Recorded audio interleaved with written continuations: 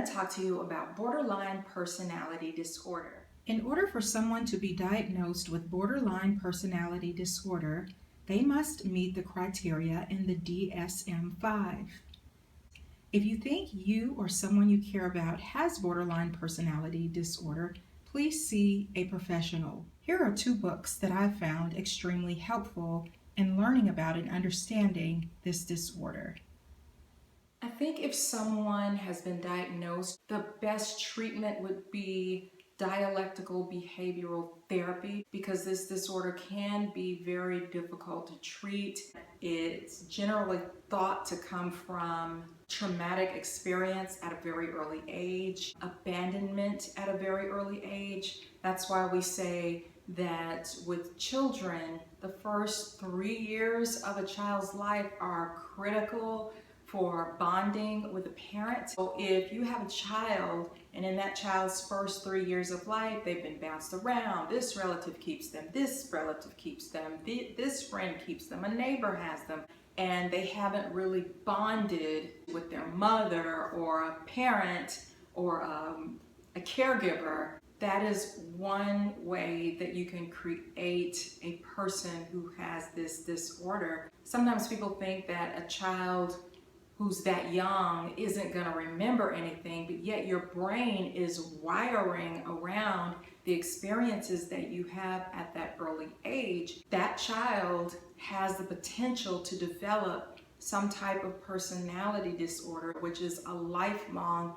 struggle. You don't want anybody to have to live their lives like that. And not only that, parenting that child is probably going to have many, many challenges. And by the way, you can't diagnose a person with borderline personality disorder before they're considered an adult. However, if you've worked with a lot of kids or you've worked with a lot of teenagers, you can see some things that start to stand out. The one thing that's a red flag for me is when I see a kid whose eye contact is off. Let's say, for example, I'm working with a kid who's disrespected their teacher. If you tell them, look at me, they may not stare holes into you. Like, they might look away and then look back at you, but they can still hold eye contact with you. When there's a kid that has really strange eye contact, it can kind of look like you're flashing a flashlight in their eyes. Their eyes might start to do this, or their eyes can start to kind of roll or do some things that are really all over the place, and they can't look at you.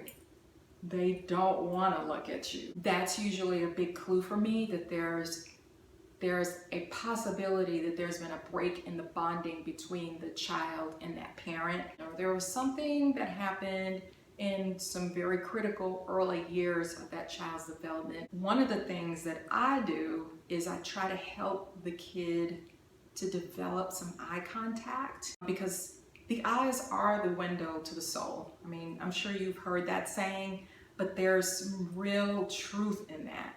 When I'm giving them a directive, like it's not okay to hit your teacher, I want to reach that child. I want them to take that in and not just totally avoid it. So that's kind of a good place to start. You want to try to correct some of those bonding issues as early as possible, so that their brain development can wire and maybe reprogram around more positive, stable experiences.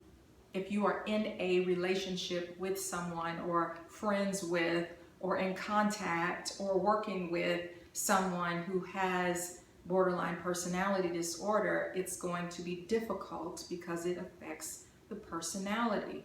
Because of the society that we live in, sometimes bad things happen. So there are a lot of broken families out there. We see this more and more and more. Now, in order to correct borderline personality disorder, that can take years of therapy, possibly. Okay, so What does borderline personality disorder look like?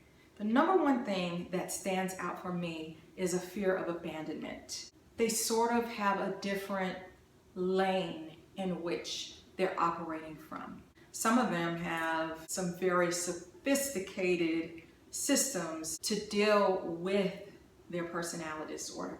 So let's talk about romantic relationships real quick, because in romantic relationships there is sort of this attachment. Because remember, with a borderline personality disorder, generally there was a break in the attachment process, and as human beings we have to attach to be healthy.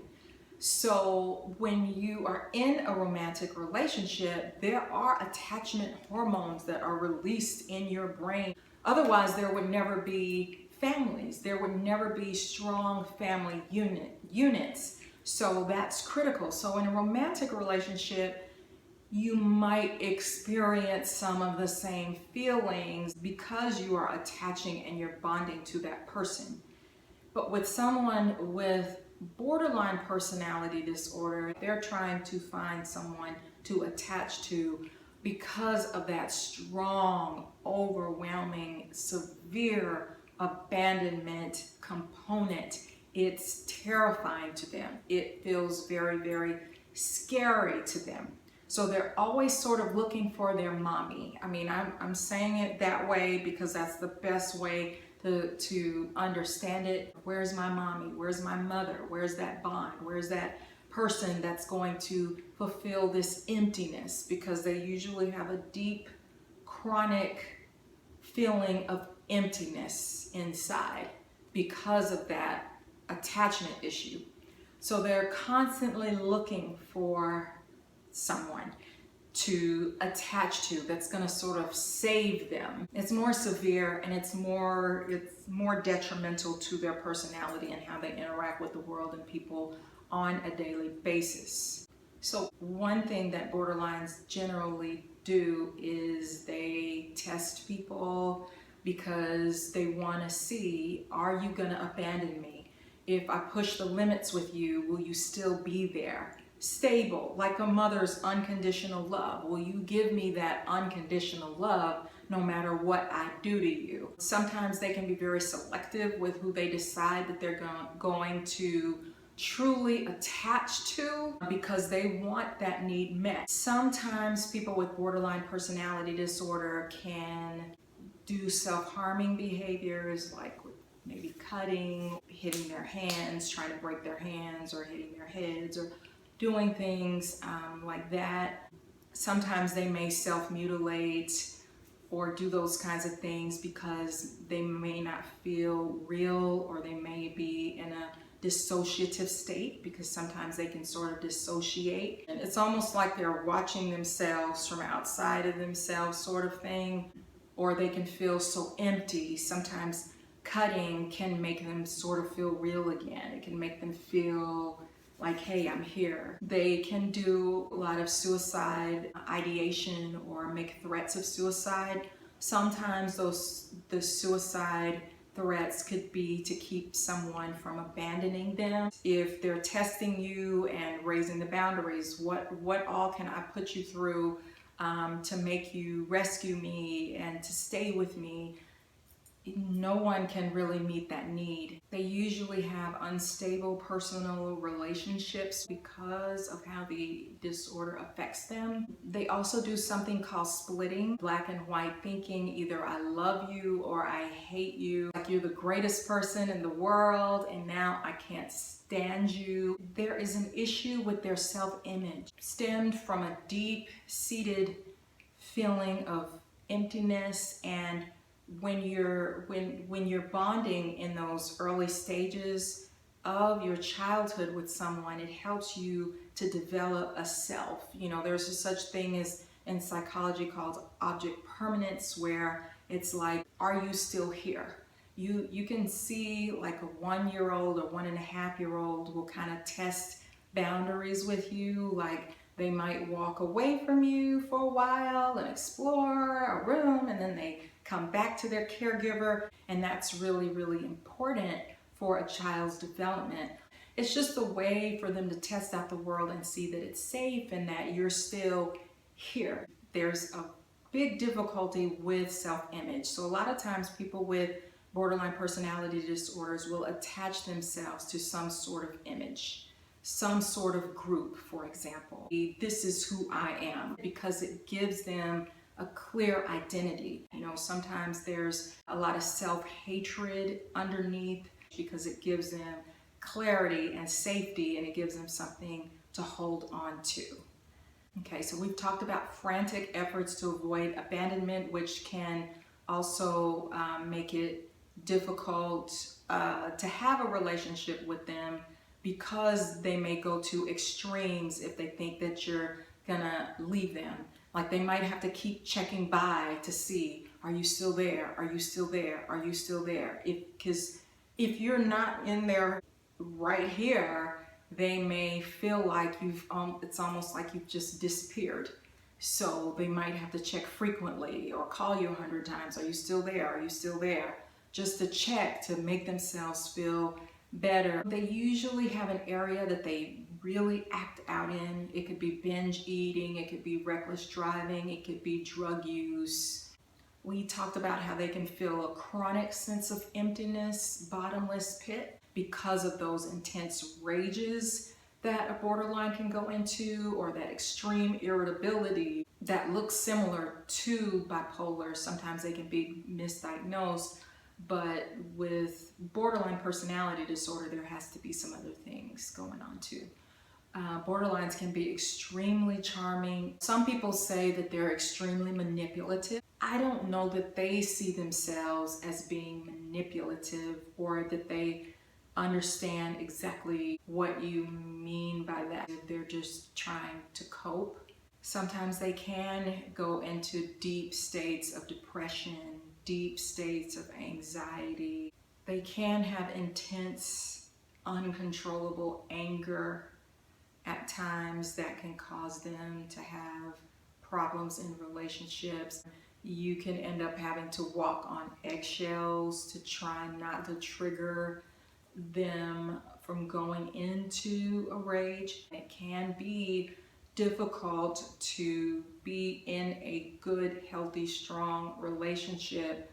They might be treating that person very poorly, or they might be acting out, or they may be doing things to really hurt that person or confuse that person or make that person feel bad. But then with other people, they're still sort of building this rapport, kind of testing out a few other people, so they might be showing them the charming, sweet, innocent side, or maybe they just haven't been, that part of them hasn't been triggered. Sometimes they may isolate the person that they're attached to because they are afraid of abandonment. They don't want that person to leave them. They don't want that person to get attached to other people. You know, don't take my person away. This is my person. And they may do things like making that person look really bad to other people, when really it's the borderline that's doing some tactics to push other people away from their person. Or if you decide to confront the borderline in front of these people that they have done all these wonderful things for, because they need these people to be there just in case they decide that they want to attach to them, it can make you sort of look like, are you crazy? Like, I'm not seeing this side of this person. Why are you being mean to them? And the thing that usually gets them into therapy is maybe there's been a trigger, or maybe they've had a breakup, or you know, something a lot of times will trigger them to get the help that they need. So they have to want it and really want to get better. If you have a family member who has that disorder, you also have to protect yourself so that you can stay in a healthy and strong place as well. So I hope you enjoyed this video. I hope it was helpful to somebody. I hope that we can continue to do research and make strides to completely cure this disorder. Please give me a thumbs up, hit my subscribe button. So enjoy your day. Bye.